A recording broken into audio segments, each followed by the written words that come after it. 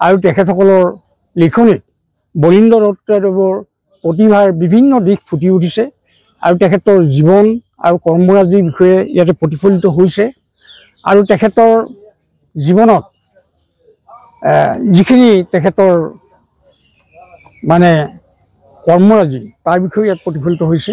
গতিকে মই আজি বলীন্দ্ৰ দত্তদেৱৰ সম্পৰ্কত এইটোৱে কওঁ, আজি মোৰ স্মৃতি পটত ভাঙি আহিছে যে যেতিয়া আমি ধেমাজি হাইস্কুলত পঢ়ি আছিলোঁ সেই সময়ত 1960 চনৰ কথা।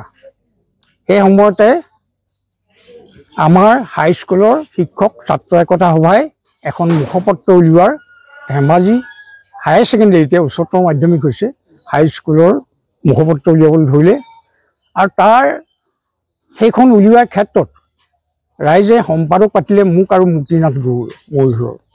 গতিকে আমি ক্লাছ 9ত আছিলোঁ। 60ত আমি 61ত মেট্ৰিক পাছ কৰিছোঁ।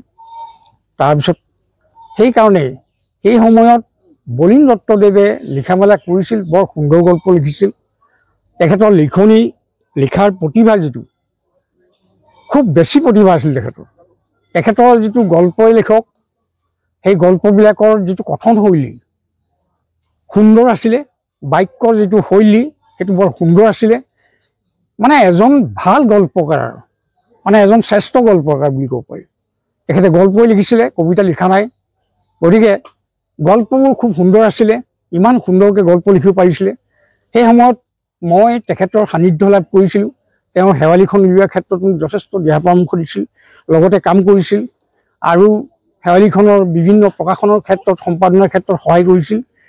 লগতে আছিল মোৰ বন্ধুবৰ মণিৰাম আগৰৱালা, তেওঁ সহায় কৰিছিল। তেওঁ ডিব্ৰুগড় ল' কলেজৰ প্ৰিন্সিপাল হৈ ইতিমধ্যে তেওঁ স্বৰ্গগামী হৈছে।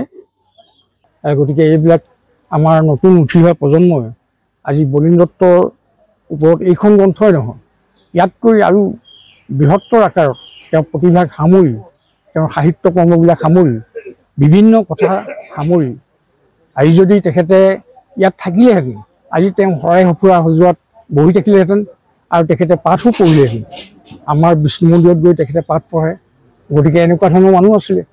সেইগৰাকী মানুহৰ প্ৰতি মোৰ ইমান আন্তৰিক শ্ৰদ্ধা আছিলে। কিন্তু এনেকুৱা হয় যেতিয়া মানুহে এটা কৰ্মৰ বৃত্তৰ ভিতৰত সোমাই পৰে, মই এটা বৃত্তৰ ভিতৰত সোমাই পৰিলোঁ, তেখেতে এটা বেলেগ বৃত্তৰ ভিতৰত সোমালে, দুয়োজনৰ বৃত্তটো আমাৰ লগ নলগা হ'ল। গতিকে আমি এৰাৰি হ'লোঁ। কিন্তু বাল্যকালৰ সেই বন্ধুত্বটো আমাৰ চিৰকাল থাকি গ'ল আমাৰ স্মৃতি পটত।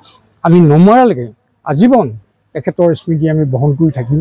বলীন্দ্ৰ দত্তদেৱৰ প্ৰতি আজি মই গভীৰ শ্ৰদ্ধা নিবেদন কৰিছোঁ। ভগৱন্তৰ ওচৰত প্ৰাৰ্থনা জনাইছোঁ যে তেখেতৰ অমৰ আত্মাক ভগৱান প্ৰভুৱে যেন তেওঁক স্বৰ্গধামত ৰাখক আৰু তেওঁৰ অমৰ আত্মাই সদ্গতি লাভ কৰক। চিৰসুখ চিৰশান্তিয়ে তেওঁ যেন বৈকুণ্ঠ ধামত থাকক, এইটোকে কামনা কৰি প্ৰভু ভগৱন্তৰ ওচৰত প্ৰাৰ্থনা জনাই মোৰ দুআষাৰ কৈ মই এই গ্ৰন্থখনি বলীন্দ্ৰ আজি উন্মোচন কৰিলোঁ বুলি ঘোষণা কৰিলোঁ।